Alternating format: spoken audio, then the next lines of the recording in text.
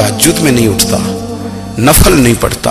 ओ मेरी मिल्लत के जवानों, मजा नहीं आ जाता जब सारी दुनिया सोई हो, सारी दुनिया, और बिस्तर भी गर्म हो और नींद भी पूरा गलबा कर रही हो, और अचानक घंटी बजे दिमाग में, आंख खुले, घड़ी पे नजर पड़े 3:30-4 बजे का पैगाम घड़ी बताए, और कोई चढ़ती जवानी वाला उठ के वुजू करे, और जब वो मुसल्ला खोल के बिछाए तो मदीने वाले महबूब कहते हैं कि हर नमाज पे रब सवाब देता है, और जो उठ के तहज्जुद की नमाज पढ़े उसे देख के तो रब मुस्कुराता है, जो उसकी शान के लायक है, जो उसकी शान के लायक, वो मुस्कुराता है, खुश होता है कि मेरा बंदा तहज्जुद में उठ गया, वो मुस्कुराता है।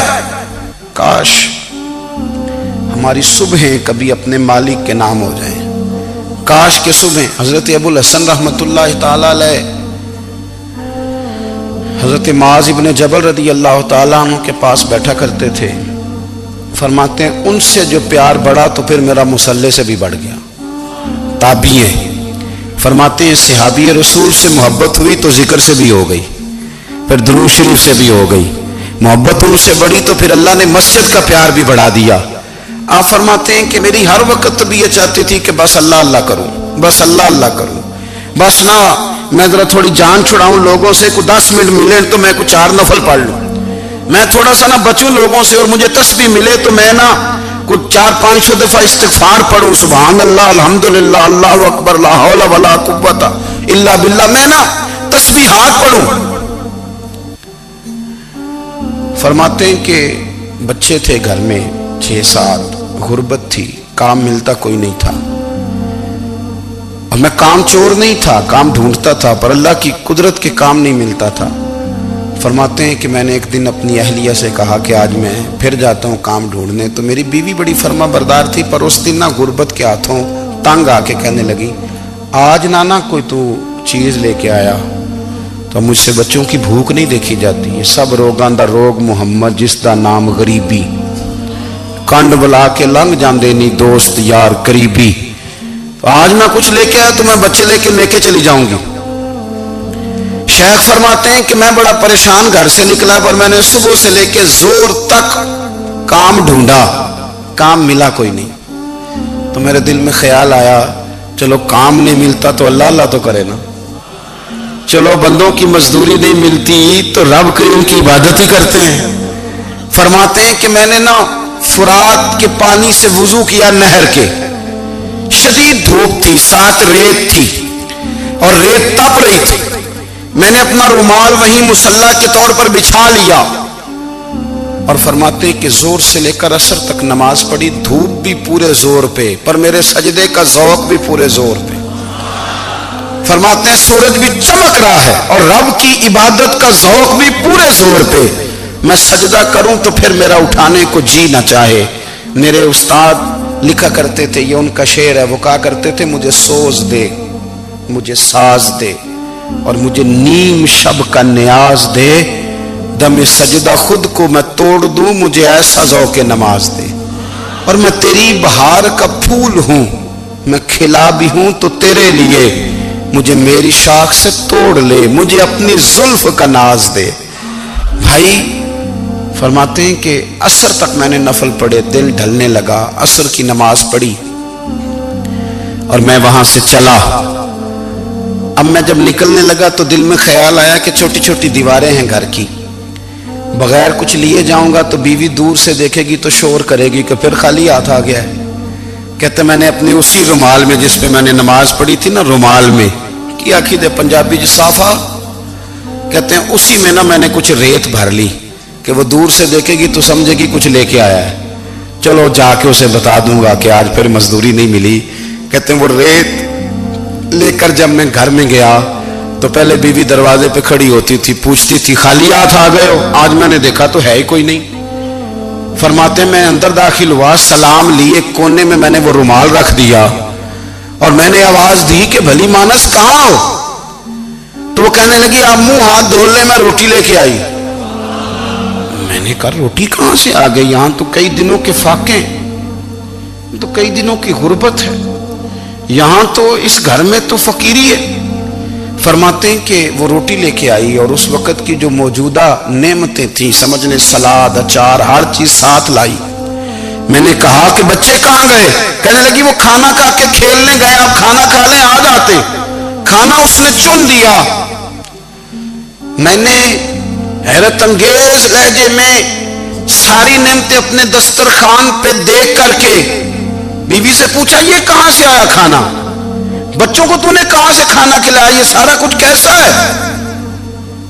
تو کہنے لگی پتہ نہیں آج آپ کس کریم کی مزدوری کرنے چلے گئے تھے، پتہ نہیں کس کریم کی. میرے گھر میں تو اتنی نعمتیں آئی ہیں کہ مجھ سے سنبھالی نہیں جا رہی. اتنا اناج ہے، اتنا گندم ہے، کس کریم کے دروازے آج چلے گئے تھے؟ یہ کہتے کہتے وہ اٹھی اور اٹھ کر کے کہنے لگی پہلے بڑا کچھ آیا تھا، اب کیا لے آئے ہو؟ اور جا کر کے نا اس نے وہ ریت والا رومال کھولا. کہنے لگے میں تو لے کے آیا تھا ریت، تو میرے رب نے اسے بھی سونے اور ہیرے بنا دیا تھا. جب آپ کی توجہ اللہ کی جانب، میرے نبی پاک صلی اللہ تعالی علیہ وسلم نے فرمایا ہر چیز اپنے رب سے مانگ، ہر چیز مانگ، ہر چیز مانگ. یا رسول اللہ کیا کچھ؟ میرے محبوب نے فرمایا تیرے گھر میں نمک بھی ختم ہو جائے تو وہ بھی اپنے رب سے مانگا کر. تو مانگنا وہ تجھے دے گا، تو اس کی بارگاہ میں کشکول طلب دراز تو کرنا. اور ترمذی شریف میں عجیب لفظ ہے، رسول کائنات نے فرمایا، رب کریم فرماتے ہیں جب میرا بندہ ہاتھ اٹھاتا ہے نا تو مجھے حیا آتی ہے کہ میں خالی کیسے لوٹا دوں اس کے. اتنے بڑے بادشاہ کی بارگاہ میں. او بھائی لوگوں سے عزتیں تلاش کرتے ہو تو وہ کیا تمہیں عزت دیں گے؟ وہ تو کل اچھا کہتے ہیں پرسوں برا کہنے لگ جاتے ہیں. لوگوں کے سامنے گڈ بک میں آنا چاہو گے تو وہ تو سویرے تمہارے بارے میں کچھ کہیں گے، شام کچھ اور کہیں گے. اپنی روحانی زندگی آباد کریں، اپنے مسلح کو وقت دیں اور دنیا سے چھپ کر اس موبائل کو بند کر کے اور اپنے آپ سے بھی چھپ کے اور تنہا ہو کے چھپا کے سارا کچھ اپنے آنسو اپنے رب کی بارگاہ میں پیش کریں، اس کے حضور حاضری دیں. سنو نا ترمذی کی حدیث اور اسے یاد رکھنا. نبی پاک علیہ السلام نے فرمایا اپنے دکھ لوگوں کے سامنے نہ بیان کرنا، سیٹھوں نوابوں کو نہ بتاتے پھرنا، دنیا داروں کے سامنے جا کے نہ رونا کہ میں تکلیف میں ہوں. فرمایا اگر دنیا داروں کو دکھ بتاؤ گے رب تمہیں کبھی غنی نہیں کرے گا. اور لوگ ہیں کہ الٹا مذاق اڑائیں گے. آپ کی جس سے بڑی پکی یاری ہے نا، پکی، وہ تب تک پکی ہے جب تک آپ نے 50,000 مانگا نہیں. اور جس وقت آپ نے کہہ دیا کہ میں مجبور ہوں میری مدد کر تو پھر ختم ہو گئی دوستی. لوگوں کے تعلقات آپ کے ساتھ تب تک ہیں جب تک آپ ان سے کوئی ضرورت وابستہ نہیں کرتے. کریم محبوب فرمانے لگے بندوں کے سامنے دکھ نہ بیان کرنا، اللہ تجھے کبھی غنی نہیں کرے گا. تو اپنے دکھ اپنے رب کو بتا، تو دعائیں مانگ، تو اس کی بارگاہ میں حاضر ہو، تو اس کے حضور عرض کر. فرمایا اپنے دکھ اپنے رب کو بتا، وہ جلدی کرے یا دیر سے کرے تجھے ساری دنیا سے بے نیاز کر دے گا، تجھے کسی کا محتاج نہیں رہنے دے گا. اپنے مسلح کو، اپنی دعاؤں. ایک بزرگ فرماتے ہیں میں نے دعا مانگنے کا طریقہ اپنی بیوی سے سیکھا. دعا مانگنے کا طریقہ اپنی، سیکھنے والے تو اپنے بچوں سے بھی سیکھ لیتے ہیں، سیکھنے والے تو ہر ایک سے سیکھتے ہیں. وہ کہتے ہیں میں نے دعا مانگنے کا سلیقہ اپنی بیوی سے سیکھا ہے. حضرت وہ کس طرح؟ فرمانے لگے میری بیوی نے نا مجھے کوئی کام بتایا، کچھ پیسوں کی ضرورت کے لیے کہا، تو میں نے اسے کہا کہ بھئی ابھی میرے پاس نہیں ہے، کچھ دنوں میں آتے ہیں تو میں دے دوں گا. عورتوں کی عادت ہوتی ہے وہ بار بار یاد کراتی ہیں. 2-4 دنوں کے بعد پھر اس نے کہا حضرت وہ میں نے کہا تھا کچھ پیسے، میں نے اسے کہا کہ ابھی میرے پاس نہیں ہے، کچھ دنوں میں ملتے ہیں تو میں تمہیں دے دوں گا. اس نے کچھ دنوں کے بعد پھر کہا حضور وہ میں نے کچھ پیسے کہے تھے. فرماتے میں نے ڈانٹ دیا، میں نے کہا کہ کیا تو روز مجھے شرمندہ کرتی ہے، کہا نا میرے پاس نہیں ہے، ہوں گے تو دے دوں گا، تو روز یاد کراتی ہے. فرماتے ہیں اس نے پہلے تو میری ڈانٹ کو سہا، پھر میرے سخت جملوں نے اس کی آنکھوں میں آنسو پیدا کر دیے، پھر اس نے اپنے آنچل میں اپنے اس دکھ کو سمیٹا اور پھر اس نے ایک جملہ کہا تو میں رو پڑا اور مجھے اپنے رب سے مانگنے کا طریقہ آ گیا. مجھے کہنے لگی حضرت جی آپ نے ڈانٹ دیا میں نے سہ لیا، پر آپ ہی میرے شوہر ہیں، بتائیں نا آپ سے نہ کہوں تو میں کس سے جا کے کہوں. فرماتے ہیں میں رو پڑا اور میں کھل کے رویا اور میں تڑپ کے رویا اور پھر میری سستیاں بند گئی. تو مجھے کہنے لگی آپ کو کیا ہوا؟ میں نے کہا مجھے بھی دعا مانگنی آ گئی ہے. جب میں اسے کہوں گا نا اللہ تو ہی میرا رب ہے، میں تجھ سے نہ کہوں تو میں کس سے جا کے کہوں؟ میں کیوں کسی بندے سے سوال کروں؟ میں کیوں کسی دنیا دار سے کہوں؟ میں تیرے بندوں کا، نیک بندوں کا وسیلہ لے کے، تیرے محبوب کی غلامی لے کے تیری بارگاہ میں آیا. تجھ سے نہ مانگوں تو کس سے مانگوں؟ سمجھ آ گئی ہے. جب میں اس رنگ میں مانگوں گا تو پھر رب میرے اوپر بڑا ہی فضل فرمائے گا، وہ میرے اوپر بڑی رحمت کرے گا، وہ میرے لیے آسانیاں کرے. عزیز دوستو، ہم اس طرح کرنے لگ گئے ہیں کہ ہم نے نا اپنے تعلقات پر اعتماد کرنا شروع کر دیا ہے. میرے تعلقات بہت ہیں. ہم نے اپنی دولت پر اعتماد کرنا شروع کر دیا ہے. میرے پاس دولت بہت ہے.